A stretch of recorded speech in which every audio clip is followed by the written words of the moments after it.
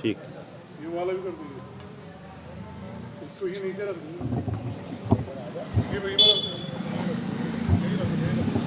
ٹھیک ہے چلو ٹھیک ہے، اس کو آن کرو.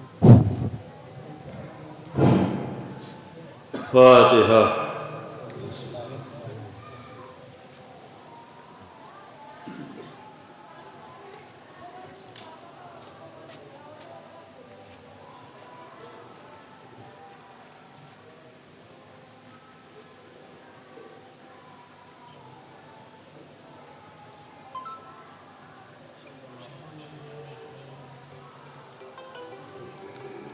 لا حول ولا قوة إلا بالله العلي العظيم. أعوذ بالله من كل رجيم وواسيم. بسم الله الرحمن الرحيم. توكلت على الحي الذي لا يموت والحمد لله الذي لم يتخذ صاحبة ولا ولد ولم يكن له شريك في الملك ولم يكن له ولي من الذل وكبره تكبيرا. والصلاة والسلام على النبي المكي المدني العربي القرشي الهاشمي البطحي الطهي التهامي مولن الحق بالحق بالقاسم محمد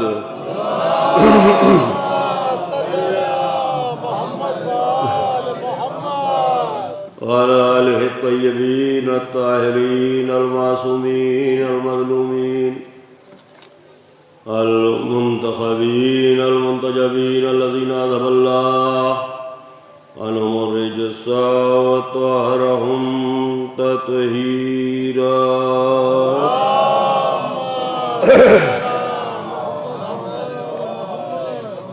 ولعنة الله على أعدائهم أجمعين من الآن إلى قيام يوم الدين. رب اشرح لي صدري ويسر لي أمري واحلل عقدة من لساني يفقهوا قولي. أما بعد فقد بسم الله الرحمن الرحيم. صلوات الشافعين.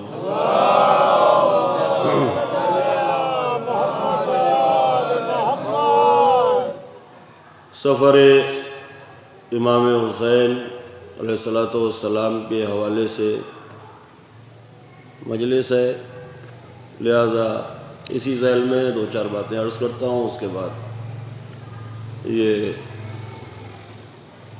انجمنوں کا سلسلہ شروع ہوگا. اس عبادت میں ہم آپ سب لوگ مشغول و مصروف رہیں گے. شب بیداری کا پروگرام ہے. خیر، بنیادی بات، سفر لفظ اپنے آپ میں خود مستقل ایک موضوع ہے، ایک عنوان ہے. سفر کا مطلب ہوتا ہے ایک جگہ سے دوسری جگہ جانا. اب اس میں دو باتیں ہیں. بات تو بہت سمپل لگ رہی ہے. ایک کیفیت ہے جسے کہتے ہیں ارادت الطریق، راہ پیمائی، طلب منزل کے لیے راستہ طے کرنے کا ارادہ. یہ ارادت الطریق کی منزل کہلاتی ہے، راستہ طے کرنا. اور دوسرا مرحلہ ہے حصول منزل. ضروری نہیں ہے کہ ہر مسافر کو منزل مل جائے. اتمام منزل ایک الگ مسئلہ ہے، ارادت الطریق ایک الگ مسئلہ ہے. بہت سے لوگ زندگی بھر چلتے رہتے ہیں لیکن حصول منزل نہیں ہو پاتا اور گردے کارواں بن کے رہ جاتے ہیں. تو حصول منزل کی گارنٹی کیا ہے؟ حصول منزل کی شرط کیا ہے؟ تو سفر کرنے والے کو اتنا شعور ہونا چاہیے کہ جس منزل کی طرف وہ گامزن ہے، جس راستے پر وہ چل رہا ہے، جو اس کی منزل، اس کی مراد، اس کی مقصود ہے وہ ان راہوں سے آشنا ہے یا نا آشنا، پہلی بات۔ دوسری بات، اس نے اپنا رہبر، اپنے کاروان کا، اپنے قافلے کا سالار کسے منتخب کیا ہے؟ زندگی بھر چلتا رہے لیکن اگر سالار کارواں غلط ہے تب بھی منزل تک نہیں پہنچ سکتا۔ بات سمجھ میں آئی؟ ایک بار صلوات پڑھے محمد و آل محمد پر، میں شروع کرتا ہوں۔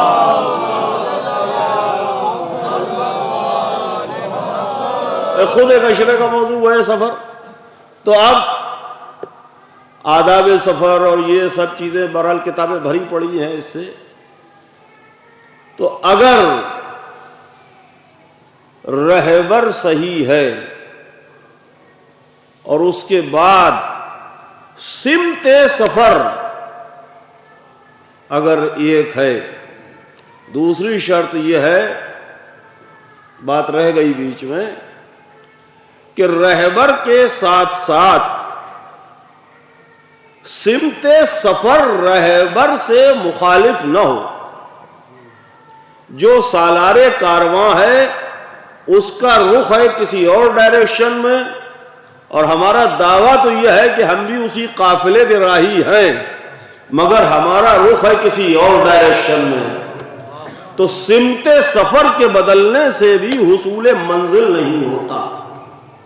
تو حصول منزل کے لیے پہلی شرط تو یہ ہے کہ سالار قافلہ، سالار کارواں ایسا ہو جو منزل تک پہنچا دے۔ دوسری شرط یہ کہ سمت سفر اتصال کرتی ہو سالار کارواں سے، سالار قافلہ سے، کہ جدھر وہ جا رہا ہے۔ اب اس میں ایک نفیس بات یہ ہے کہ اگر سمت سفر ایک ہے اور سالار کارواں سے اتفاق ہے، سالار کارواں بھی بہتر اور سمت سفر میں بھی اختلاف نہیں، تو ہو سکتا ہے کوئی بطیء السیر ہو، سلو چلتا ہو، ہلکے چلتا ہو، آہستہ رو ہو، مگر اگر سمت سفر مخالف نہیں ہوتی تو یہ دیر سے صحیح منزل تک پہنچے گا ضرور، اس لیے کہ سمت سفر کا تعین ٹھیک ہے۔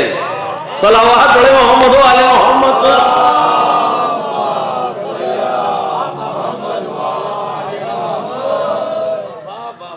السفر امام حسین علیہ السلام کا ہے۔ اب آپ ذرا سا غور فرما لیں، میں دو باتیں عرض کیے دیتا ہوں کہ امام علیہ السلام کا سفر، اب جب سفر کا لفظ لکھیں گے، بولیں گے، لغت کھولیں گے تو دو نقطے سامنے آئیں گے، بحث ہے معقولات کی، ایک نقطہ اول اور ایک نقطہ آخر، جسے کہیں گے اتمام منزل، جہاں منزل تمام ہے، وہ نقطہ اتمام ہے، اور ایک نقطہ آغاز ہے۔ ذرا غور کیجئے، ایک نقطہ اتمام ہے، میں پوری کوشش کروں گا، ایک نقطہ آغاز ہے، دو نقطے ہیں، ان کے درمیان کی جو کیفیت ہے وہ سفر کہلاتی ہے۔ مسافر جب نقطہ اتمام پر پہنچ جائے تو اس کا سفر تمام ہو جاتا ہے، حصول منزل کی منزل آ جاتی ہے۔ امام علیہ السلام کا سفر ہے کہاں سے کہاں؟ مدینے سے کربلا۔ ابتدا اور انتہا کو سمجھیے، 2 منٹ کے لیے ٹھہر کے، شاید کوئی رخ ہو۔ جب زیارت پڑھتے ہیں امام علیہ السلام کی، زیارت خصوصاً زیارت وارثہ، تو سلام مقصود ہے پڑھنا امام حسین علیہ السلام کا۔ شروع کہاں سے ہے زیارت؟ السلام علیکم یا وارث آدم صبت اللہ، جناب آدم سے، اور منتہا کہاں؟ سرکار حجت تک۔ زیارت کس کی پڑھ رہے ہیں؟ امام حسین علیہ السلام کی۔ زیارت شروع کہاں سے ہو رہی ہے؟ جناب آدم علیہ السلام کے تذکرے سے۔ اے آدم کے وارث سلام ہو آپ پر، نوح کے وارث ہے، ابراہیم کے وارث اور سرکار حجت تک پورا سلسلہ۔ اس کا مطلب کیا ہوا؟ دونوں نقطے زیارت میں بتا دیے گئے، مذکور ہیں، نظر پہنچے یا نہ پہنچے وہاں تک۔ ابتدا اور انتہا، سلام مقصود ہے حسین علیہ السلام پر، بات شروع ہو رہی ہے جناب آدم سے اور پہنچ رہی ہے سرکار حجت تک۔ مطلب کیا ہے؟ سارے ترجمے سمیٹ کے نتیجے کا جملہ خادم عرض کر رہا ہے کہ مقصود اور مراد یہ ہے کہ کائنات کی ابتدا بھی حسین ہے، کائنات کی انتہا بھی حسین ہے۔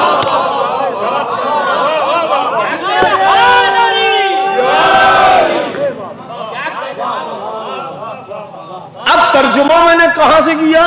نتیجہ میں نے میرے گھر نہیں بنی شریعت، حدیث کا مفہوم زیارت کا میرے گھر سے نہیں طے ہوگا۔ یہ مفہوم ملا کہاں سے؟ جب امام علیہ السلام دربار مدینہ میں پہنچے اور آپ نے وہاں اس کے جواب میں جو بیعت کا مطالبہ ہے اس کے جواب میں مولا نے خطبہ ارشاد فرمایا۔ اس خطبے کا ایک جملہ امام نے اس سے فرمایا، بنا فتح اللہ بنا ختم۔ مطالبہ ہے بیعت کا، وہ مانگ رہا ہے بیعت۔ امام علیہ السلام جواب میں فرما رہے ہیں، تفصیلی جواب ہے مولا کا، اس میں امام نے فرمایا ہے بنا فتح اللہ بنا ختم۔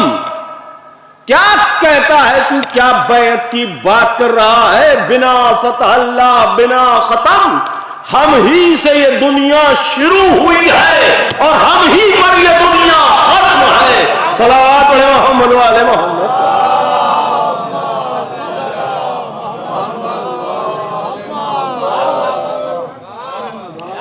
اور سفر کا اہم حصہ، بہت توجہ، اب امام علیہ السلام نے مدینے سے سفر کیا ہے، اس موضوع کو بہت پڑھا ہے میں نے، بہت مجلسیں میری یوٹیوب پر، ان ساری چیزوں سے ہٹتے ہوئے پڑھنے کی کوشش کر رہا ہوں۔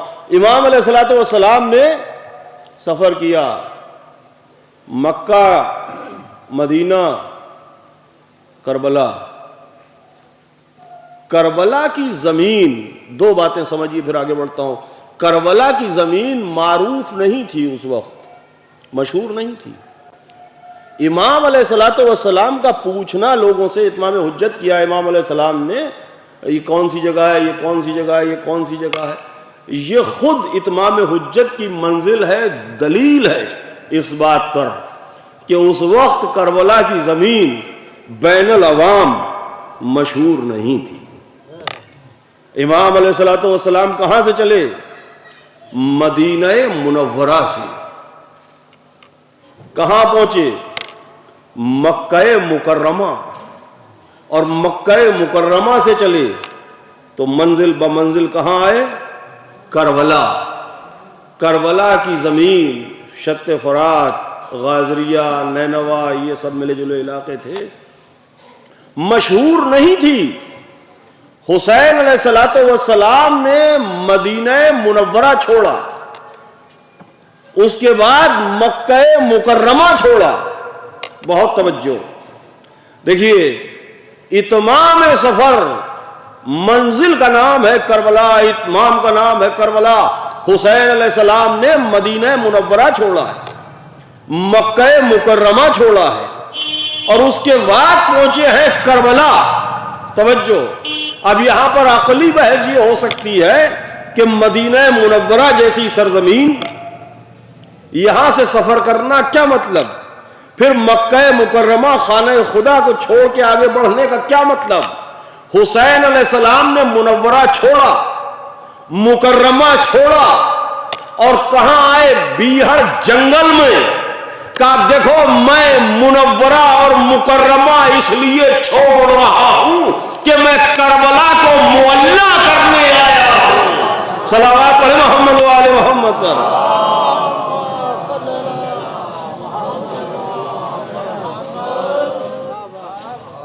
اب سفر اور ہجرت، لزوم معنی کی بحث میں دونوں کے خاندان ملتے جلتے ہیں۔ ایک حالت سے، ایک جگہ سے، ایک کیفیت سے دوسری جگہ جانا. توجہ، لفظ ہجرت یہ تو روز کے لفظ ہیں جو ہم عام طور پر سنتے ہیں، لیکن اس میں جو ڈیپتھ ہے وہ کئی کئی اشروں کا موضوع ہے. ہجرت کا مطلب یا سفر کا مطلب بے چارگی نہیں ہے، چیلنج ہے. توجہ، ہجرت اور سفر کون کرے گا؟ سب کہہ رہے ہیں، پورا معاشرہ ہے، 2000 لوگ اکٹھے ہیں. بہت توجہ، سب کہہ رہے ہیں فرعون زندہ باد. ہم بھی کہنے لگے فرعون زندہ باد. کوئی نو ٹینشن، ہجرت کریں گے ہی کیوں اور سفر کریں گے ہی کیوں. ہجرت اور سفر دلیل ہے اس بات کی کہ ہم نے چیلنج کیا ہے وقت کے فرعون کو. نہیں توجہ فرمائی. ہجرت یا سفر وہی کہے گا جو چیلنج کرے گا. حسین علیہ السلام کا سفر قیامت تک آنے والی بنی امیہ کی نسلوں کو چیلنج ہے، غربت نہیں ہے. صلوات پڑھے محمد و آل محمد پر.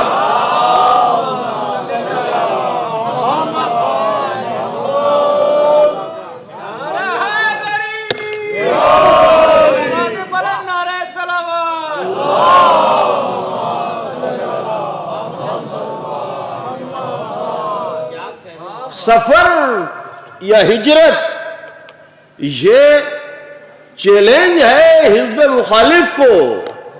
ورنہ سمپل سی بات ہے کہ ٹھیک ہے بھائی، صحیح ہے، سب صحیح ہے، تم بھی صحیح ہو، ہم بھی صحیح ہیں.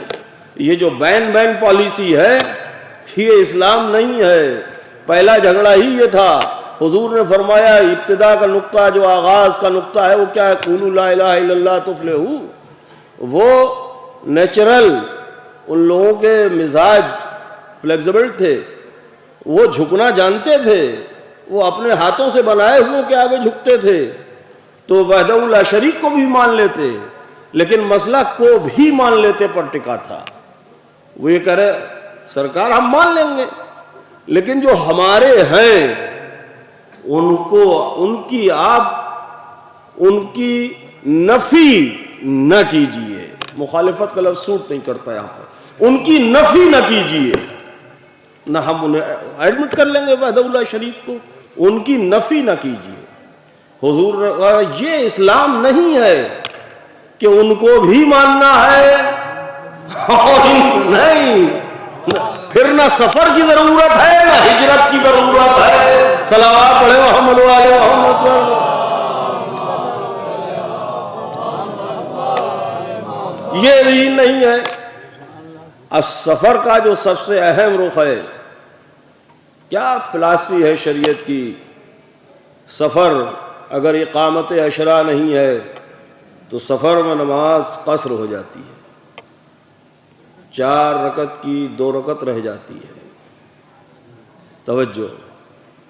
اور سفر میں شریعت نے تکلیف گھٹا دی مسافر کی. جو تکلیف شرعی ہے کہ روزے کا دن گنتے رہو، بعد میں رکھ لینا. نماز 4 رکعت کی 2 رکعت پڑھ لو، پڑھو آگے بڑھو. یہ قصر کی فلسفی 1,00,000 وجوہات اس کی ہو سکتی ہیں اگر اس پہ غور و خوض کیا جائے. قصر کی ایک فلسفی یہی ہے کہ حد ترخص جہاں سے ختم ہو جائے، حد ترخص یعنی جہاں آپ کے وطن کی حدود جہاں سے ختم ہو جائیں وہاں سے قصر شروع ہو جاتا ہے. توجہ. وطنیت میں، اس میں جو فلسفی ہے، جو جوہر ہے، وطنیت میں ایک کانفیڈنس ہوتا ہے. اب ہم اپنے وطن میں ہیں، اگر کسی سے آپ کی بائک لڑ جائے تو آپ کا لہجہ کچھ اور ہوتا ہے، اور یہی آپ اگر اپنے وطن میں نہ ہو، کسی سے آپ کی بائک لڑ جائے تو آپ کا لہجہ بدل جائے گا. یہ اعتبار کس نے دیا؟ یہ جو لہجے میں کانفیڈنس ہے یہ کہاں سے آیا؟ یہ کانفیڈنس کنبے کا ہے، یہ کانفیڈنس خاندان کا ہے، یہ کانفیڈنس قبیلے کا ہے، یہ کانفیڈنس اپنے ساتھ اٹھنے بیٹھنے والے لوگوں کا ہے. وطنیت میں ایک اعتماد پایا جاتا ہے. توجہ، وطنیت، مسافرت اس اعتماد سے خالی ہو جاتی ہے. توجہ، یہ ہماری آپ کی بات ہے. مسافرت اس اعتماد سے خالی ہو جاتی ہے، وطنیت میں ایک اعتماد پایا جاتا ہے. اس سفر میں حسین علیہ السلام نے اعتماد قبیلہ کو اپنے ساتھ رکھا. اور فلسفے پہ غور کریں، قبیلے کے ساتھ سفر کیا حسین علیہ السلام نے، تاکہ پہچانو اور سمجھو کہ رشتوں کی اہمیت کیا ہے، اور خاندان اور کنبہ اور اس کی مضبوطی کیا ہے. اور کربلا ایک بیہڑ کو جب بسایا تو حسین علیہ السلام نے وہاں سے مسافرت کو ہمیشہ کے لیے ختم کر دیا. ذرا جاگیے، مسافرت کو اقامت عشرہ شرط ہے، 8 دن کی بستی ہے کربلا، لیکن آپ پہنچے امام حسین علیہ السلام کی زری پر. اب نماز پڑھیے ظہر کی، شریعت کہتی ہے پوری پڑھنا پڑے گی. نہیں توجہ فرمائی. سفر میں قصر، یہاں سے نکلے دلی میں قصر، لکھنؤ میں قصر، بمبئی میں قصر. کربلا پہنچے حسین علیہ السلام کی زری پر، کہا 4 رکعت کی 4 رکعت کا نماز تو قصر ہو جانا چاہیے، عالم غربت ہے. عجب نہیں حسین علیہ السلام کی زری سے آواز آئے کہ نماز قصر ہوتی ہے غربت میں. حسین نے کربلائے معلیٰ کو بسا کے کائنات کے تمام آنے والوں کو وطنیت عطا کر دی ہے. میرا روزہ میرے چاہنے والوں کا وطن ہے. صلوات پڑھیں محمد والے محمد.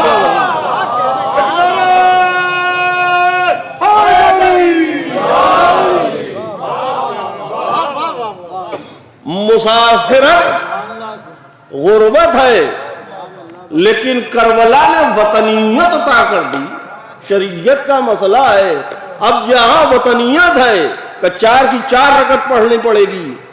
حسین علیہ السلام نے کربلا کو ایسے آباد کیا ہے، 8 دن کی بستی ہے، اور آباد کر کے قیامت تک کے لیے تمام چاہنے والوں کو وطنیت عطا کر دی. تو نماز کا قصر نہ ہونا دلیل اس بات کی ہے کہ حسین علیہ السلام کو چاہنے والوں کا وطن ہے کربلا. توجہ، اس سے آگے کی بات عرض کر رہا ہوں میں. وطن کی ڈیفینیشن ہی یہی ہے کہ جو جہاں کا ہے وہیں جائے گا. تو یہ بھی ہم نے اپنے گھر سے نہیں بنایا کہ مومنین اس دنیا کو چھوڑنے کے بعد کربلا چلے جاتے ہیں یا نجف چلے جاتے ہیں. اس لیے کربلا کو وطنیت دی ہے حسین علیہ السلام نے کہ یہاں 4 کی 4 پڑھو گے.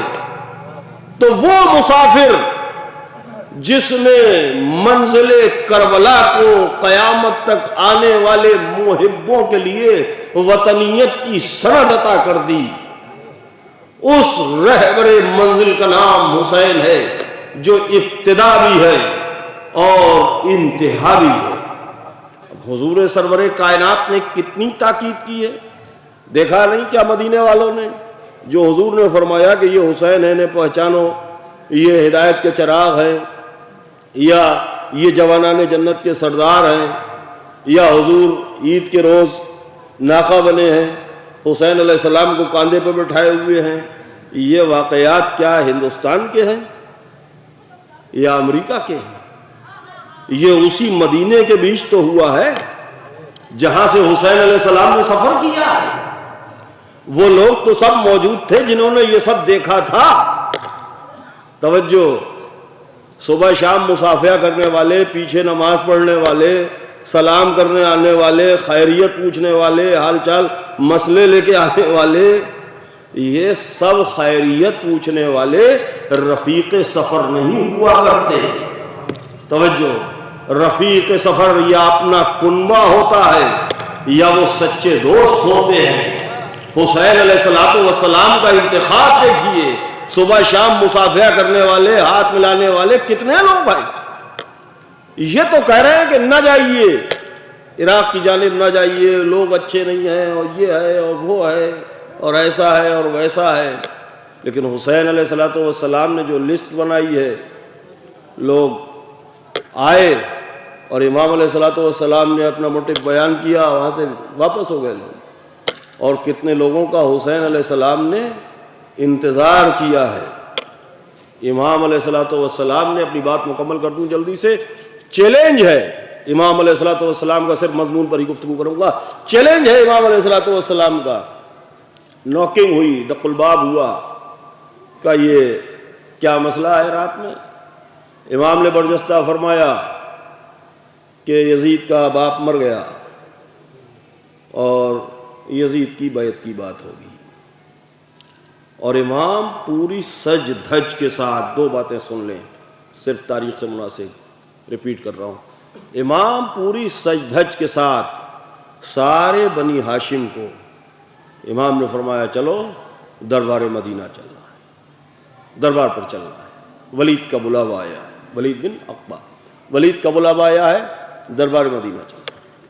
بھائی بھتیجے بھانجے سب کو تیار کیا، فوجی سج دھج کے ساتھ، خود سروں پر رکھے ہوئے، جوشنین بازوؤں سے کسے ہوئے، زرہ بختر سے آراستہ، تیغیں کمر سے حمائل، تیر ترکش اور تیر اور کمان کندھوں پر پڑے ہوئے، نیزے ہاتھوں میں تولے ہوئے، جراب کسے ہوئے، پورے ساز و جراق کے ساتھ، جیسے بنی ہاشم کی آرمی مارچ کے لیے نکلی.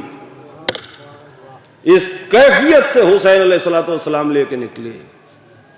اور جب دربار پر پہنچے تو امام نے ایک ہاتھ کے اشارے سے روک دیا سب کہ تم یہیں ٹھہرو، میری آواز اگر بلند ہو تو آ جانا، ورنہ یہیں ٹھہرے رہنا. امام داخل دربار ہوئے، وہ کھڑا ہوا.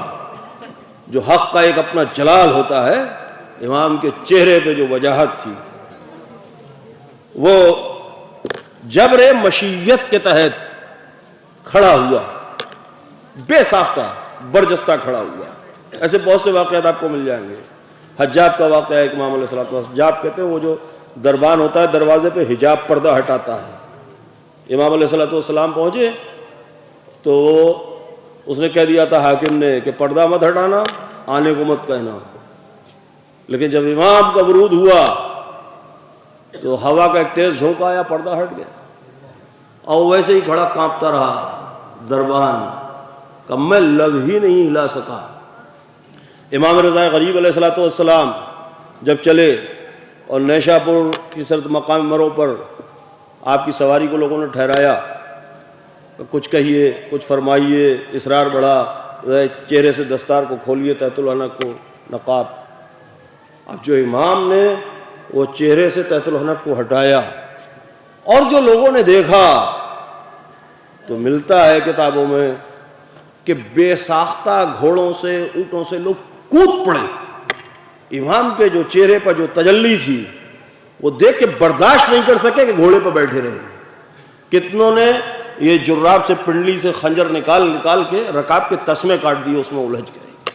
تو اب جب امام پہنچے دربار میں تو بے ساختہ غیر ارادی طور پر جو جلال تھا امام حسین علیہ السلام کے چہرے پر کھڑا ہوا، اور سرکار وہ بیعت کا مسئلہ ہے اور یہ ہے وہ ہے. امام نے اسے جواب دیا. اسی جواب کا وہ جملہ تھا جو میں نے آپ کی خدمت میں پڑھا، بنا فتح اللہ بنا ختم، ہم ہی پر یہ دنیا شروع ہوئی ہے اور ہم ہی سے یہ دنیا ختم ہوئی. امام علیہ السلام نے فرمایا. اور اب امام وہاں سے پلٹنے لگے تو مروان جو برابر میں بیٹھا تھا اس نے کہا موقع بہتر ہے، اسی وقت انہیں قتل کر دیا. اب یہاں سے امام پلٹے، یہی ایک قدم امام نے بڑھایا تھا. ادھر ذرا بات سمجھیے، امام علیہ السلام نے جواب دیا، اور جواب دینے کے بعد امام علیہ السلام یہاں سے پلٹے، ایک قدم بڑھایا، اور جیسے ہی اس نے کہا موقع بہتر ہے، حسین کا سر قلم کر لیا. یہ اس نے کہا ولید سے. اس کے جواب میں ولید نے کچھ رپلائی نہیں کیا ابھی. بالکل میں نے جہاں پر امام کھڑے تھے، جہاں پر قدم تھا، وہیں سے امام نے ایک جنگجو جس طرح میدان میں پیترا بدلتا ہے، حسین علیہ السلام نے ایک قدم وہیں پر رکھا اور دوسرا قدم ہٹاتے ہوئے کہا، اے اتقتلونی انتا ہوں یا ابن الزرقاء، اے نیلی آنکھوں والی فحشہ عورت کے بیٹے، تو مجھے قتل کرے گا یا یہ قتل کرے گا؟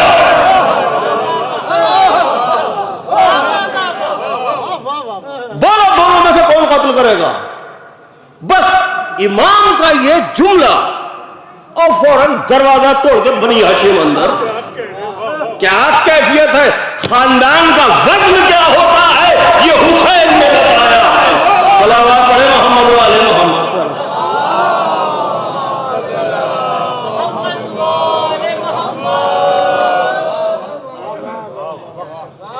پلٹ گیا منگر، کانپنے لگے دونوں. اور اس کے بعد سرکار وفا آگے بڑھے. امام نے ایک اشارہ بس ہاتھ کا، کوئی ایک جملہ نہیں، ایک اشارہ ہاتھ کا، اور اس کے بعد وہیں سے جہاں پر قدم موڑا تھا وہیں سے پلٹے، ایک حقارت کی نظر ڈالتے ہوئے دربار پر، جیسے کوئی فاتح اعظم قلعے کو فتح کر کے لوٹتا ہو. چلو پھر چلو، صلوات پڑھے محمد والے محمد.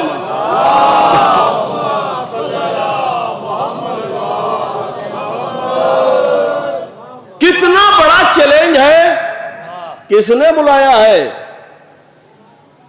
بلایا کس نے ہے؟ دعوت کس کی ہے؟ مطالبہ کس نے کیا ہے؟ شام میں بیٹھے ہوئے حاکم کا آفیشیل لیٹر آیا ہے، اور مدینہ میں جو اس کا گورنر ہے اس نے بلایا ہے.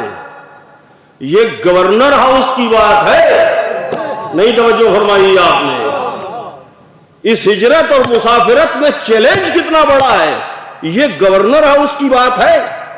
بلایا ہے گورنر نے مدینے کے، لیٹر آیا ہے حاکم کا شام سے، جو ٹوٹل جو بھی اس کی حکومت کی حدود ہے ان کا حاکم ہے، اور اس کا یہاں جو عامل ہے، جو گورنر ہے، اس نے بلایا ہے.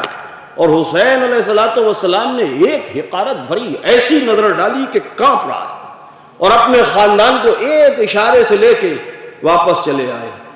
چیلنج ہے دربار میں کہ گورنری تیری ہے، فوج تیری ہے، سپاہی تیرے ہیں، مگر پہلے ہی مرحلے پر حسین نے تجھے شکست دے دی. دربار مدینہ سے فاتح اعظم بن کے نکلے ہیں حسین.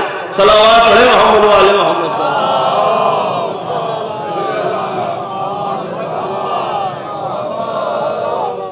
اور اب اس کے بعد دوسری منزل اس سے بھی بڑی نفیس ہے. پوری ضرورت بھر میں نے تاریخ پڑھی ہے اور کتابیں دیکھی ہیں، مقتل کھنگالے ہیں جتنا مجھے آتا ہے. کوئی کہیں ایسا کوئی پہلو نہیں ملتا کہ کوئی یہ کہہ رہا ہو کہ آپ مدینہ چھوڑیے نہیں تو ہم آپ کو قتل کر دیں گے. ایک سوال تھا کہ اگر بیعت نہ کرے تو اس کا جواب امام علیہ السلام نے دیا. وہ کانپ رہا ہے، حاکم مدینہ کھڑا ہوا ہے، اور امام علیہ السلام عز و شان و وقار کے ساتھ واپس آ گئے. اب اس کا دوسرا رخ، اب آفیشیل بہت بڑی بات ہے. ایک آفیشیل اعلان کیا امام علیہ السلام نے، ہم کل مدینے سے جا رہے ہیں. توجہ، بہت سی باتیں ہیں جو مصائب کی رو میں بہہ جاتی ہیں، جن میں معرفت کے خزانے چھپے ہیں، مضامین کے دفتر چھپے ہیں. اب امام علیہ السلام بات سمجھیے، منزل بلند ہے. ایک بار صلوات پڑھیں محمد و آل محمد پر.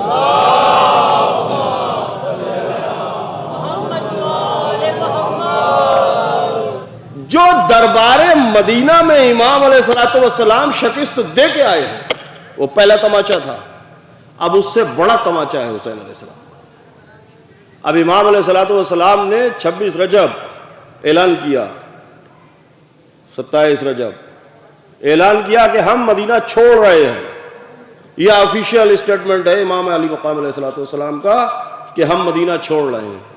اب ذرا بات سمجھیے، اگر خدا نخواستہ کوئی جو اسٹیٹ ہے، اسٹیٹ اگر باؤنڈ کر دے اسے، اگر کوئی شخص ایسا ہے جس پر اسٹیٹ نے کوئی چارجز لگائے ہیں، صحیح یا غلط اس سے بحث نہیں ہے، اور اسٹیٹ نے باؤنڈ کر دیا کہ یہ آدمی سیتل کی حدود سے باہر نہیں جائے گا، اور اس کے بعد وہ پریس کانفرنس بلا کے اسٹیٹمنٹ دے کہ میں کل یہاں سے بمبئی جا رہا ہوں، دیکھوں کون روک لے گا؟ کیا چھوٹی بات ہے یہ؟ یزید کی گورنری میں، گورنر ہاؤس میں یہ بل پاس ہوا ہے کہ یا بیعت لے لینا یا سر کاٹ لینا۔ امام نے ڈاٹا ہے اتقتلنی انت ام ہو، کیا تو قتل کرے گا یا یہ؟ بولو کون قتل کرے گا؟ کھڑے ہو، کہاں آپ رہے؟ کھڑے ہوئے۔ اور اب آنے کے بعد امام نے فرمایا میں کل مدینہ چھوڑ رہا ہوں۔ مطلب کیا؟ یہ چیلنج ہے مدینے کے گورنر ہاؤس کو کہ تو یزید تک میسج پہنچا دے، تیرے باپ میں دم ہو تو مدینے میں بیعت لے کے دکھا دے، حسین جا رہا ہے۔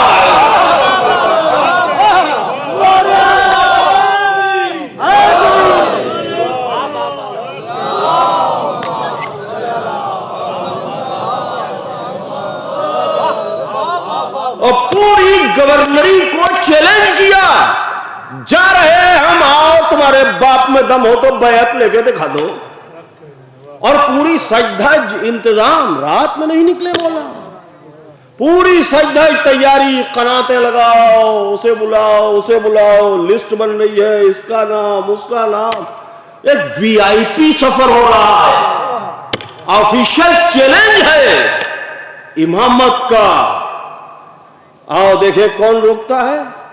حسین علیہ السلام مدینے سے نکلے، فاتح بن کے نکلے، نکلنے کا کرب اپنی جگہ پر، وطن چھوڑنے کا کرب اپنی جگہ پر، اور مکے پہنچے، اور مکے میں اسٹینڈ لیا امام علیہ السلام نے، قیام فرمایا ہے مولا نے۔ 3 شعبان کو پہنچے ہیں مکے، اور ذی الحج میں نکلے ہیں مکے سے، تو امام علیہ السلام 8 ذی الحج اور 3 شعبان، یعنی شعبان، رمضان، شوال، ذی القعدہ، یہ 4 مہینے تو سمجھیے، وہ 3 دن جوڑ لیجئے تو پورے ہی ہو گئے۔ 4 مہینے 5 دن یا 4 مہینے 4 دن 29-30 کا حساب لگا لیں تو 4 مہینے 3 دن 2 دن ہر قیمت پہ بن جاتے ہیں۔ 4 مہینے امام علیہ السلام نے اسٹینڈ لیا مکے میں، اور مکے کا جو گورنر ہے وہ بھی یزید کا عامل ہے۔ مکے کا گورنر عامر بن سعید بن عاص بن وائل، اس کا عمر یاس کا بھتیجا، وہ سب ایک ہی کنبے کے لوگ تھے زیادہ تر، وہ عامل ہے، وہاں کا گورنر ہے۔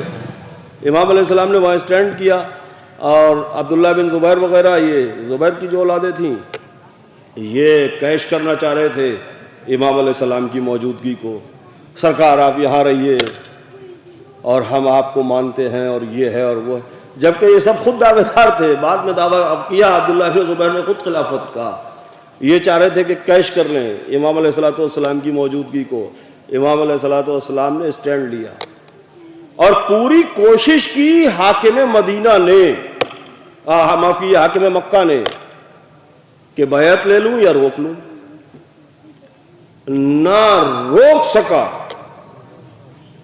نہ بیعت لے سکا، نہ روک سکا نہ بیعت لے سکا، اور جھڑپ بھی ہوئی ہے۔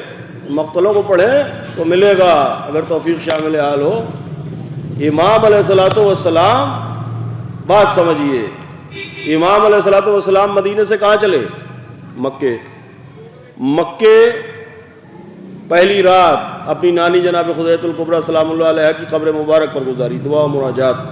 اس کے بعد مکے میں آپ نے اسٹینڈ کیا، مکے میں آپ قیام پذیر رہے، کم سے کم مان لیجئے 4 مہینے، چھوڑیے چاند کا 29-30 کا حساب، امام علیہ السلام وہاں رہے۔ اور جب پلٹے، بہت توجہ، جب پلٹے تو کدھر سے پلٹے؟ اس بات کو سمجھیے، ایک بار صلوات پڑھیں محمد علیہ وسلم۔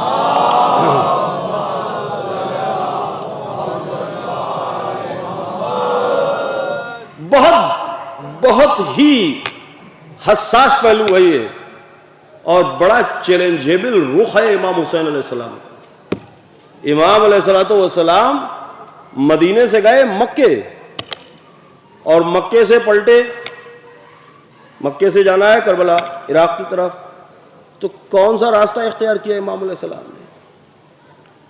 مکے میں پوری کوشش کی، یزید کے عامل نے، عمرو بن سعید بن عاص بن وائل نے، کہ حسین علیہ السلام کو، آپ نے سنا ہوگا، پڑھا ہوگا کہ امام علیہ السلام نے حج کو عمرے سے بدلا اور وہاں سے نکلے۔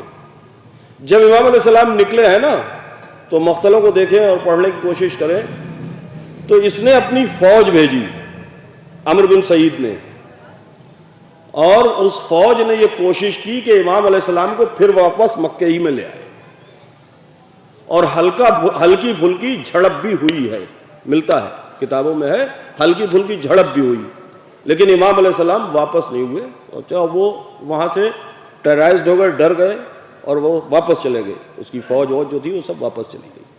اب امام علیہ السلام نے واپسی کا، وہاں سے مکے سے عراق کا ارادہ ہے امام علیہ السلام کا۔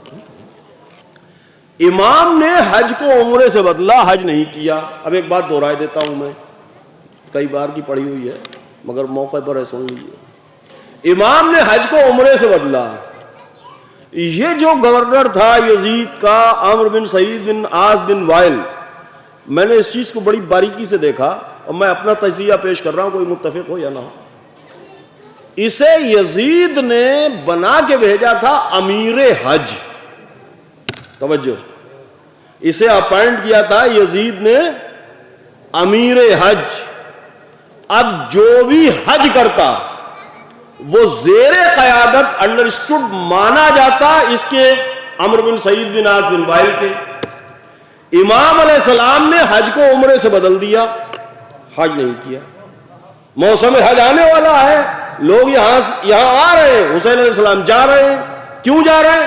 کہ اب اگر حج ہوگا تو لکھا جائے گا اس کے زیر قیادت میں ساری جھوٹی روایتوں کا جنازہ نکال رہا ہوں۔ امام نہ کسی کے زیر قیادت حج کرتا ہے، نہ کسی کے زیر قیادت نماز پڑھتا ہے۔ صلوات پڑھیں محمد و آل محمد۔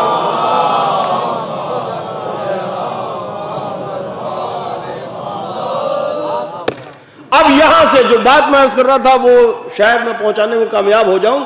یہاں سے جو راستہ ہے، اگر میپ سامنے ہو تو اس کا لطف دوبالا ہو جائے گا۔ یہاں سے جو راستہ ہے، امام علیہ السلام کو عراق جانا ہے۔ امام واپس کدھر سے ہوئے؟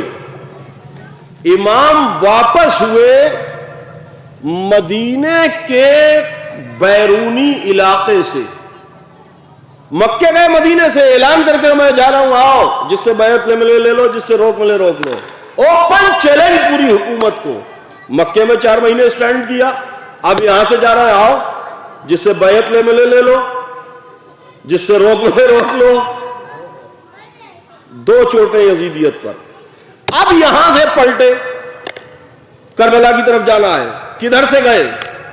تو امام بالکل مدینے سے، مدینے کا جو بیرونی علاقہ ہے، یہاں تک لکھا ہے تاریخوں نے، کتابوں نے، کہ جہاں بارش میں مدینے کے بہاؤ کا پانی جہاں پر آتا ہے، وادی عقیق مدینہ، اس جگہ سے ہوتے ہوئے امام گزرے۔ یعنی واپس پھر شہر میں نہیں گئے، گھر نہیں گئے، لیکن نکلے پھر مدینے سے ہوتے ہوئے۔ یہ دوسرا چیلنج ہے مدینے کی گورنری کو۔ توجہ کہ ابھی یزید کی بیعت کو ٹھکرایا تھا مدینے میں، مکے گیا، وہاں ٹھوکر مار کے آیا، پھر ادھری سے ہوتا ہوا جا رہا ہوں، تجھ سے کچھ کر ملے تو کر لے۔ صلوات پڑھیں محمد و آل محمد پر۔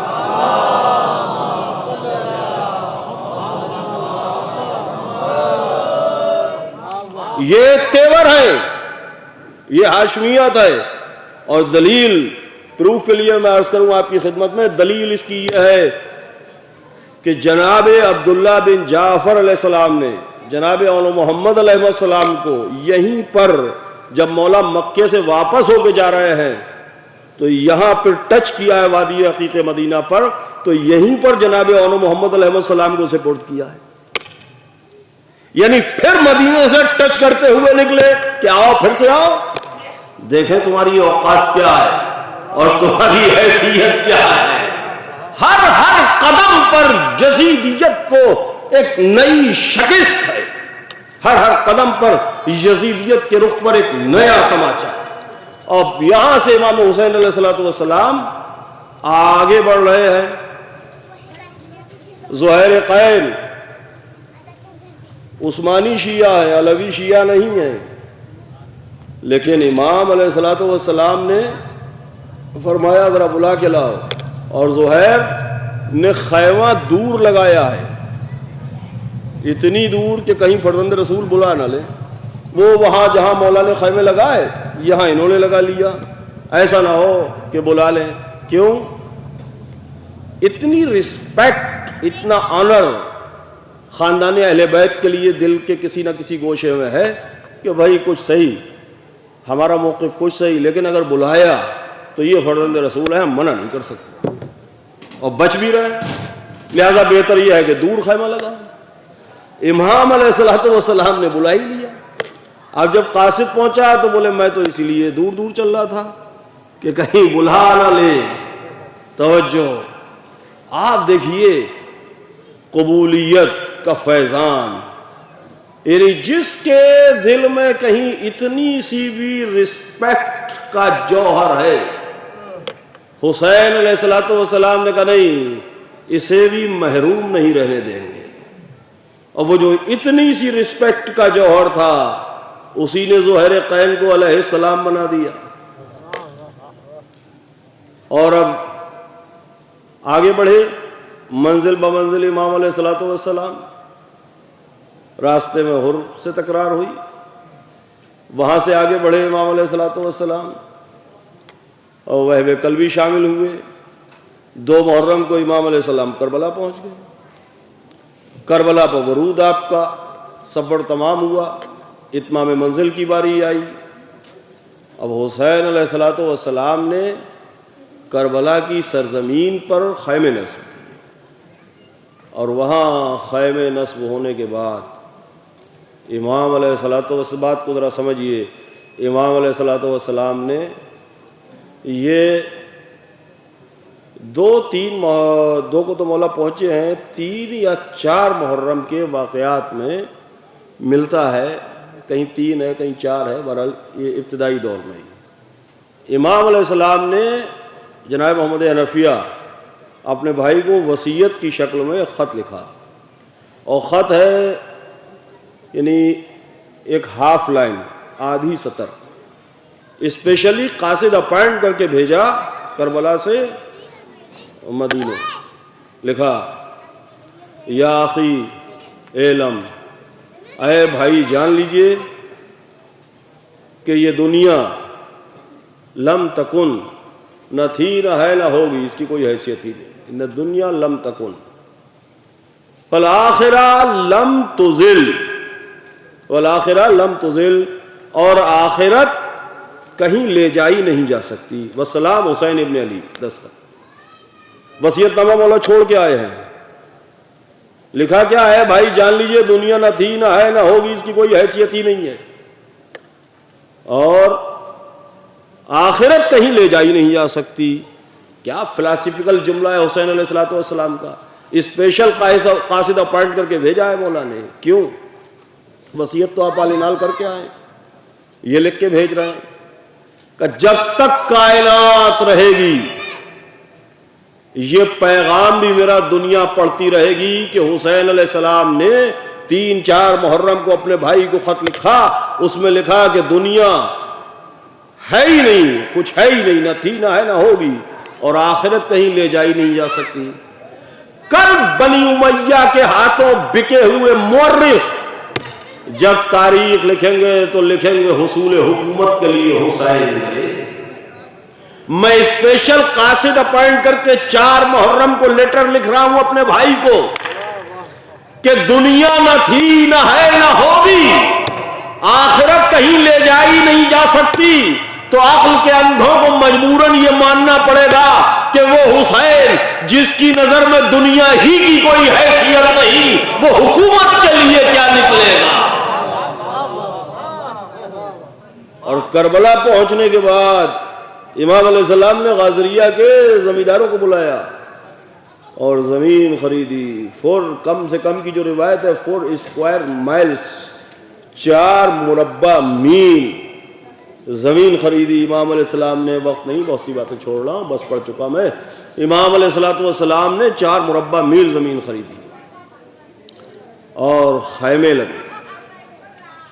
صرف اور صرف امام علیہ السلام کی جو خیمہ بندی ہے اس کے لیے جامع التواریخ اور دوسرے لوگوں نے جنہوں نے اس پہ تجزیاتی باتیں لکھی ہیں، انہوں نے تجزیہ لکھا ہے کہ حسین علیہ السلام کے خیموں کی بندش ایسی تھی کہ بڑی بڑی چھاونیاں اس سسٹم کے آگے فیل تھی۔ امام علیہ السلام نے یعنی بالکل، بہت توجہ، بڑی اہم بات ہے، آپ سوچئے 2 منٹ کے لیے اس بات کو محسوس کرنے کی کوشش کریں۔ آخری بات، مجلس ختم، بات پہنچ جائے میری محنت وصول ہو جائے گی۔ اگر 2-4 لاکھ سے 100-200 لوگوں کا سامنا ہو تو اس میں انتشار ہوگا، اضطرار ہوگا، نظم و ضبط نہیں ہوگا۔ 2 ادھر کچھ کہیں گے، 4 ادھر کچھ کہیں گے، ایک اضطراری کیفیت ہوگی۔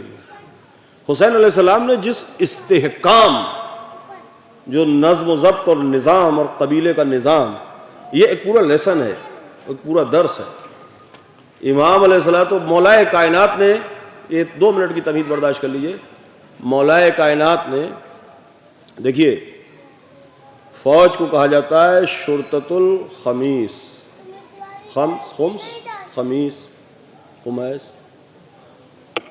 5، خمس کے معنی 5، شرطہ کہتے ہیں فوج کے جتھے کو۔ فوج ڈپینڈنٹ تھی 5 حصوں پر، میمنہ، یہ تو مرثیوں میں نحو میں سنتے ہیں نا، میمنہ، میسرہ، قلب لشکر، مقدمۃ الجیش اور ساقہ۔ میمنہ رائٹ ہینڈ آرمی، دائنے ہاتھ پر جو ٹکڑی ہے سیدھے ہاتھ پر، میسرہ لیفٹ ہینڈ آرمی، مقدمۃ الجیش فرنٹ آف آرمی جو آگے دستہ ہے، قلب لشکر point of army, centre point army کا جس میں آفیسرز ہیں، ذمہ دار لوگ، اور ساقہ بیک آف آرمی جو سب سے پیچھے دستہ ہے۔ بیک آف آرمی کا کام یہ ہے کہ اس کے پاس آرمز، ایمبینیشن، رسد، ایکسٹرا سامان، ضرورت کی چیزیں، یہ بیک آف آرمی کے پاس ہوتی ہے۔ جو مقدمۃ الجیش ہے، فرنٹ آف آرمی ہے، اس کا کام ہے، اس میں ماہر تیر انداز اور نیزے باز ہوتے ہیں جو ایک کمان کی دوری تک، ایک کمان کی دوری کا مطلب ہوتا ہے کہ ایک صحیح تیر انداز، نہ ضعیف ہو نہ بچہ ہو، ایک صحیح سپاہی جو تیر انداز ہے وہ اپنی پوری طاقت سے کمان میں رکھ کے تیر پھینکے اور ایوریج، اوسط جہاں تک وہ تیر جاتا ہو وہ فاصلہ ایک کمان کا فاصلہ کرتا ہے۔ اس میں ماہر تیر انداز ہوتے کہ ایک کمان کے فاصلے تک وہ فوج کو سیف رکھتے، اور اس کے کبھی کبھی ایسا ہوتا کہ اوپر سے تیر جاتے اور نیچے دستہ مارچ کرتا، اپنا دستہ۔ مولائے کائنات نے، سب لمبی باتیں ہیں چھوڑیے، مولائے کائنات نے ان شارٹ، جو پوائنٹ ہے میرا وہ اوپن کر دوں جلدی سے، آؤٹ کروں، مولائے کائنات نے فوج میں ایک چھٹا دستہ بڑھایا۔ بس یہ بات سن لیجئے اور اس کا ترجمہ کر لیجئے کربلا میں آ کے، بات ختم۔ مولائے کائنات نے ایک چھٹا دستہ بڑھایا، 5 دستے، میمنہ، میسرہ، قلب لشکر، مقدمۃ الجیش، ساقہ۔ اب لشکر جا رہا ہے، ساقہ جو ہے بیک آف آرمی، اس کے پاس رسد، آرمز، ایمبینیشن، سب چیزیں اسی کے پاس ہیں، اسٹاک ہے پورا، تیر، تلوار، ایکسٹرا جتنا بھی سامان ہے سب اس کے پاس ہے۔ دشمن کے لشکر نے دھوکے سے ساقے پر حملہ کر دیا، لشکر پورا نکل گیا، ساقے پر حملہ کر دیا، رسد تباہ ہو گئی، آرمز ایمونیشن، کھانے پینے کا سامان، پانی تباہ ہو گیا۔ اب فوج کائے پہ لڑے گی؟ جناب امیر علیہ الصلوۃ والسلام نے جہاں کمان عمر ایاز جیسا مکار سنبھالا تھا، حزب مخالف، تو جناب امیر علیہ السلام نے ایک دستہ نیا بنایا فوج میں جو آج تک ذکر میں ہے۔ اس دستے کا نام دیا رادہ یا محافظ۔ 5 دستے فوج کے، مولا نے ایک چھٹا دستہ بنایا، ساقے کے پیچھے ایک اور دستہ، اس کے پاس نہ رسد، نہ آرمز، نہ ایمونیشن، اس میں اچھے قسم کے لڑاکو لوگ، ماہر تیر انداز، نیزے باز، گرزن، تلوار باز، شمشیر زن، عمدہ قسم کے اچھے پہلوان، قوی۔ اور نظام یہ رکھا کہ ساقے کے گزر جانے کے بعد 1 آدھ میل کے فاصلے سے یہ دستہ آئے گا، تو اگر دشمن نے ساقے پر اٹیک کیا، بیک آف آرمی پر، تو کچھ دیر تو ساقے نے ڈیفنس کیا، جب تک پیچھے سے ایک نیا دستہ آ گیا، اس کے ہوش اڑ گئے، اس نے کہا یہ کیا آفت آئی؟ یہ دستہ بنایا، یہ دین ہے جناب امیر علیہ السلام کی۔ فوج کو کہا ہی جاتا ہے 5 حصوں پر، 5 حصوں والا، شرطۃ الخمیس، 5 حصوں پر ڈیپینڈ تھی آرمی۔ جناب امیر نے ایک چھٹا دستہ بنا دیا۔ اب سنیے، امام علیہ الصلوۃ والسلام کے پاس کتنے لوگ ہیں؟ پڑھ چکا میں، ہو گئی مجلس۔ امام علیہ السلام کے پاس کتنے لوگ ہیں؟ 72، 100، 125۔ لشکر کتنا ہے؟ لاکھوں کا۔ اتنے بڑے لشکر کے سامنے کیا یہ تصور بھی کیا جا سکتا ہے کہ 70، 72 یا 100، 125 لوگوں کی فوج کو منظم کیا جائے گا، سسٹمیٹیکل طریقے سے رکھا جائے گا؟ کس جگر کا نام ہے حسین علیہ السلام، کیا حوصلہ ہے! لاکھوں کی فوج سامنے اور مختصر سے لوگوں کو لے کے حسین علیہ الصلوۃ والسلام نے لشکر، یہ جملے ہیں مقتلوں کے، لشکر ترتیب دیا، لشکر ترتیب دیا۔ میمنہ اور میسرہ، حبیب بن مظاہر علیہ السلام، زہیرقین علیہ السلام، میمنہ اور میسرہ، قلب لشکر میں امام علیہ السلام خود کھڑے ہوئے کچھ جوانوں کو لے کے، مقدمۃ الجیش، فرنٹ آف آرمی، مولا عباس علیہ السلام کے سپورٹ کیا عالم لشکر دے کے۔ اب کیا بچا؟ ساقہ، بیک آف آرمی، اور بیک آف آرمی کے پیچھے وہ دستہ جو مولا نے بنایا تھا، رادہ۔ توجہ بات سمجھ رہے ہیں؟ لوگ کم ہیں۔ امام علیہ السلام نے خیمے لگوائے۔ خیمے کیسے لگوائے؟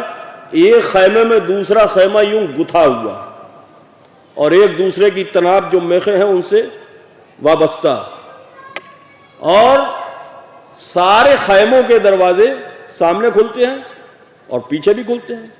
تو خیموں کے پیچھے ایک قنات، اس کے پیچھے پھر ایک قنات۔ اب دوہری قناتوں کا فائدہ یہ ہوا کہ خیمے کے پیچھے ایک گیلری بن گئی، اور خیمے لگوائے راؤنڈ شیپ میں، ایسے جیسے سی لکھیں گے الٹا، راؤنڈ شیپ میں۔ اب خیموں کے پیچھے ایک بن گئی گیلری۔ گیلری کا فائدہ یہ ہے کہ ایک سپاہی اس گیلری میں راؤنڈ لے کے سارے خیموں کی سیکورٹی کر سکتا ہے۔ اب سارے خیموں کے دروازے سامنے کھل رہے ہیں، اس کے آگے ہے صحن خیمہ، اور خیمے ہیں یوں گول۔ جو صحن خیمہ ہے وہ سی کے شیپ میں ہے۔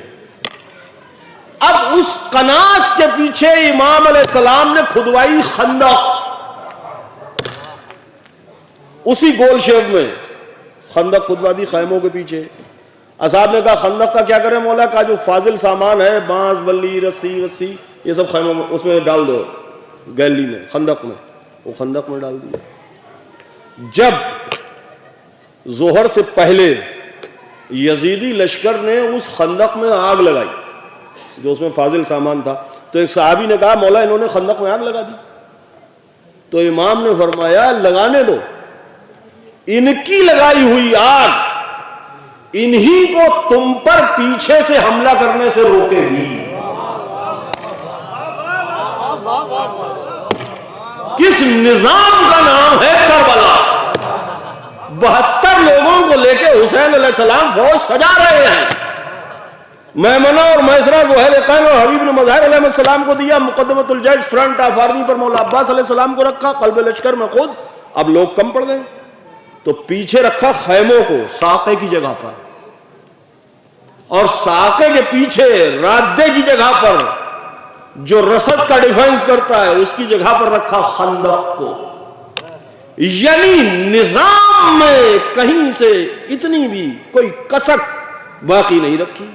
اور صبح سے شام تک وقت جو لفظ ملتا ہے وقت عصر تنگ جو اردو ترکیب ہے, یعنی جب عصر کا ڈھلان ہو جاتا ہے اس وقت تک لڑائی جاری رہی. اور اس لڑائی کی ترجمانی عقیلہ بنی ہاشم نے فرمائی. بس 2 جملے سن لیجئے اور مسائل. جب یزید کو خوش کر رہا تھا شمر, کیا تیور ہے شہزادی زینب سلام اللہ علیہ کے, اور جھوٹے سچے قلابے ملا رہا تھا. یہ جھوٹے جو مل جاتے تعریف کرنے والے, حالی والی قصیدہ خان, یہ ایسا اور وہ ایسا, اور آپ کا کیا کہنا, وہ ہماری فوج نے یوں کیا اور یوں کیا اور یوں کیا. شہزادی فرمایا کیا بکتا ہے, یزید کو خوش کرنے کے لیے خوشامد کی باتیں کر رہا ہے, تو غلط بک رہا ہے کہ تیرے سپاہیوں نے ایسے جنگ کی اور ایسے جنگ کی اور ایسے جنگ کی, تو جھوٹ بول رہا ہے. اور اس کے بعد مڑی یزید کی طرف, بات ہے یزید اس کی جھوٹی باتوں میں مت آ. اگر تجھے یقین نہ ہو تو شام و کوفہ کا سروے کرا لے. میرے بھیا کے دوستوں نے ایسی جنگ کی ہے کہ دیکھ ہر گھر سے رونے کی آواز آ رہی ہے. یہ جو نظام حسین علیہ السلام نے کربلا میں بنایا تھا اس کا ترجمہ یزید کے دربار میں علی کی بیٹی کر رہی. تو کیا اور تیری اوقات کیا. تو امام حسین علیہ السلام کا سفر ایک چیلنج ہے یزید کی پوری حکومت کو, اور سفر ختم نہیں ہوا. سکھ رسول کی حدیث ہے, سردار جوانان جنت. سفر کا مطلب صرف یہی نہیں ہوتا کہ ایک منزل سے ایک منزل. امام حسین علیہ السلام کا سفر تو وہاں سے کربلا تک ہے, لیکن حسینی کارواں میں جتنے لوگ شامل ہیں, سفر معنوی طور پر عرفا کے نزدیک ایک حالت سے دوسری حالت میں جانا بھی سفر ہے. برائی سے اچھائی کی طرف جانا بھی سفر ہے. کم درجے پر ہے اگر کوئی اور ترقی کرتا ہے وہ بھی سفر ہے. اگر آپ گھر سے نکل کے مجلس میں آئے ہیں تو یہ بھی سفر ہے. ایک کیفیت سے دوسری کیفیت میں جانا. اگر ایک توفیق کی طرف آدمی بڑھ رہا ہے تو سفر ہے, اگر معرفت کی طرف بڑھ رہا ہے تو سفر ہے, اگر نورانیت کی طرف بڑھ رہا ہے تو سفر ہے.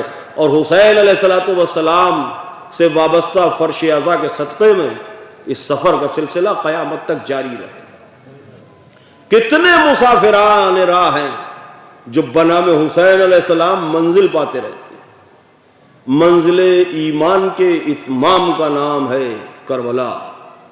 حسین علیہ السلام کا سفر جب آپ نکلے ہیں مدینے سے تو 2 روز پہلے سے کتنی بار ماں کی قبر پر آئے ہیں, نانا کے مزار پر آئے ہیں. نانا حسین جا رہا ہے, ماں کی قبر پر آئے ہیں, حسین جا رہا ہے. اور پورے اہتمام کے ساتھ قناتوں کو لگاؤ, عماریوں کو سجاؤ, ایک ایک بی بی سوار ہو رہی ہے. ایک اہتمام ہے, ایک شان و شوکت ہے. لوگوں کا ادھر سے گزرنا آنا جانا منع ہے. شہزادیہ سوار ہو رہی ہے. کہ دیکھو مشکیزیں سب بھر لو, پانی کا انتظام کر لو, گرمی ہے, موسم ہے. اہتمام سفر ہو رہا ہے, مگر منزل بمنزل حسین علیہ السلام چلیں. ابھی جب قافلہ بڑا ہی تھا اس سے پہلے ایک بار سرکار وفا نے کہا مولا ٹھہریے, کیا ہوا؟ کہ وہ آپ کی صغرا دوڑی ہوئی چلی آ رہی ہے. یہ 2 جملے ہیں. ایک امام کا جملہ ہے، ایک شہزادی صغرا کا جملہ ہے، دونوں میں جو اتصال ہے، محلن محلا یا ابی، یہ شہزادی صغرا کا فرمان ہے، آہستہ آہستہ میرے بابا۔ اور اسی زمین میں ایک جملہ امام کا ہے، یا بنیا محلن محلا۔ ان دونوں کا اتصال ہے، ربط مصائب مجلس خاتون۔ بڑی مشہور ہے بیت، میں یہ نہیں کہتی کہ سواری میں بٹھا دو، میں یہ نہیں کہتی کہ ہماری میں بٹھا دو، بابا مجھے فضا کی سواری۔ حسین علیہ السلام نے دلاسا دیا، تسکین، تسلی، اور حسرت و یاس سے شہزادی صغرا کی نگاہیں گرد کاروان حسین علیہ السلام کو حسرت و یاس سے دیکھتی رہی۔ قافلہ چلا گیا، اب آنکھیں منتظر ہیں اس منظر کی جب قافلہ واپس آئے۔ دو ہی نقطے ہیں سفر کے، ایک ابتدا اور ایک انتہا، ایک جانا اور ایک واپس آنا۔ واپسی کا منظر بڑا عجیب تھا، جانے کا منظر صغرا کی نگاہوں میں ہے، اور وہ ساری چیزیں امام حسین علیہ السلام جب بی بی ام سلمہ سے رخصت ہوئے ہیں، کہا دیکھیے وہ خاک جو آپ کو دے گئے ہیں میرے نانا، اس کو دیکھ لیجئے گا، جب سرخ ہو جائے تو سمجھ لیجئے گا آپ کا حسین مارا گیا۔ واپسی اس قافلے کی اور اس قافلے کا جانا دونوں مصائب کا سمندر ہے، دونوں پہلوؤں میں جو ٹھاٹے مارے۔ امام علیہ السلام کربلا پہنچ گئے، بندش آب، قحط آب، ایک کوہرام، مصائب کا ایک طوفان۔ رسول نے جب مدینہ چھوڑا تھا تو مڑ مڑ کے دیکھتے تھے، میں مدینہ چھوڑ رہا ہوں، آج حسین قبر رسول سے جدا ہو گئے، ملائکہ میں گریہ ہے، ارض و سما لرز رہے ہیں، حسین جا رہے ہیں۔ مجلس میں نے ختم کی، آپ نوحے سنیے گا انجمنوں سے۔ بس دونوں باتوں کو جوڑے دیتا ہوں۔ شہزادی صغرا سلام اللہ علیہا کو دلاسا دیا، تسلیت، سمجھایا، اور اس کے بعد گرد کارواں کو شہزادی دیکھتی رہی، قافلہ چلا۔ اب امام کربلا پہنچ گئے۔ ایک وہ وقت آیا جب امام نے فرمایا تقدم یا بنیا، جب یزیدی لشکر کا غل غپاڑا بڑھا، امام نے فرمایا بیٹا ذرا دیکھ تو لے۔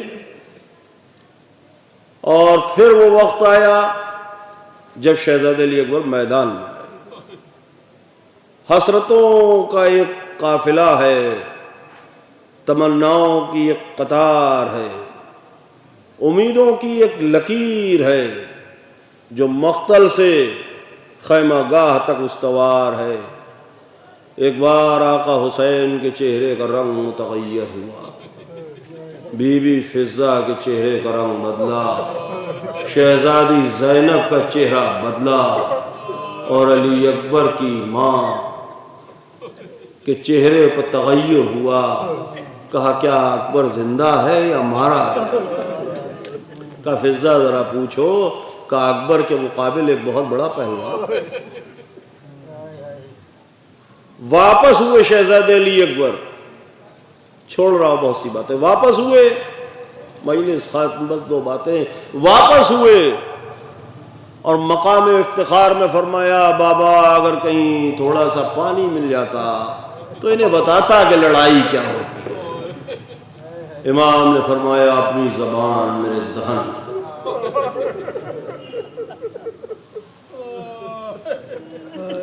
بس تال میل ہے، میں بس اتنی ہی بات پڑھنا چاہتا ہوں اور کچھ نہیں۔ ابتدائے سفر اور انتہائے سفر اپنے مضمون پر گفتگو کرتا ہوں۔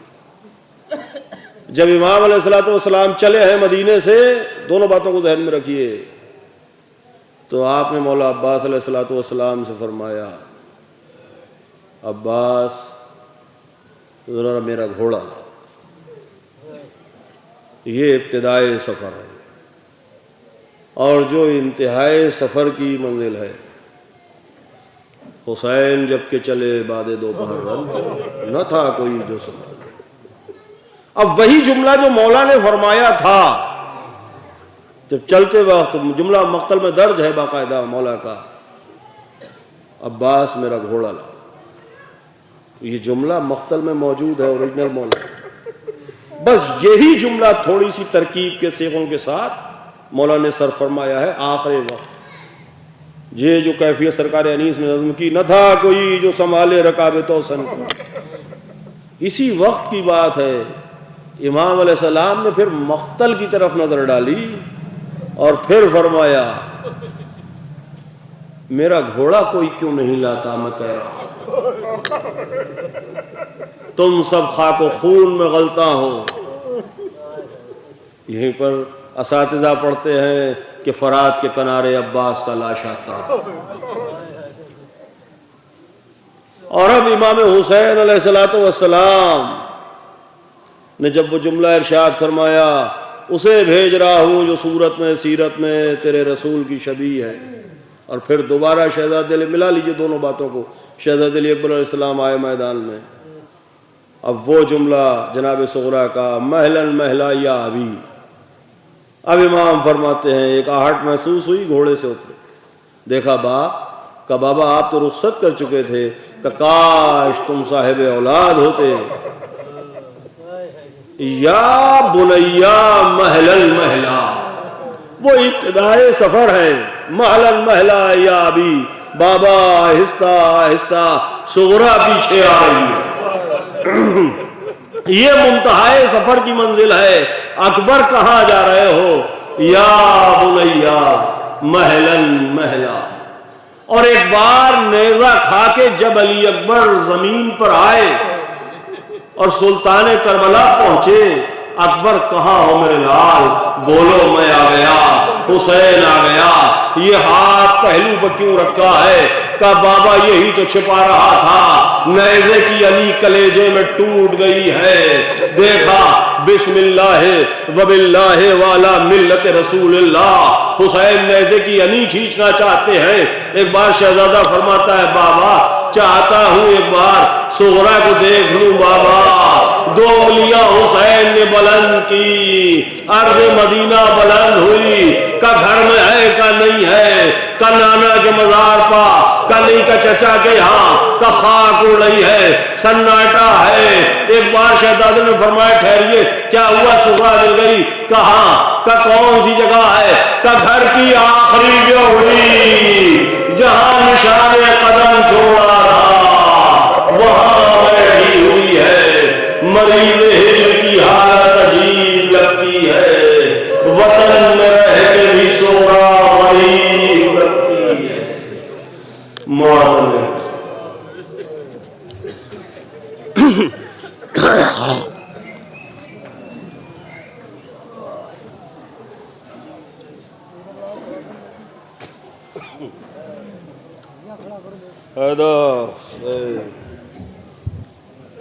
حیدر حسین کون سی انجمن ہے بھائی؟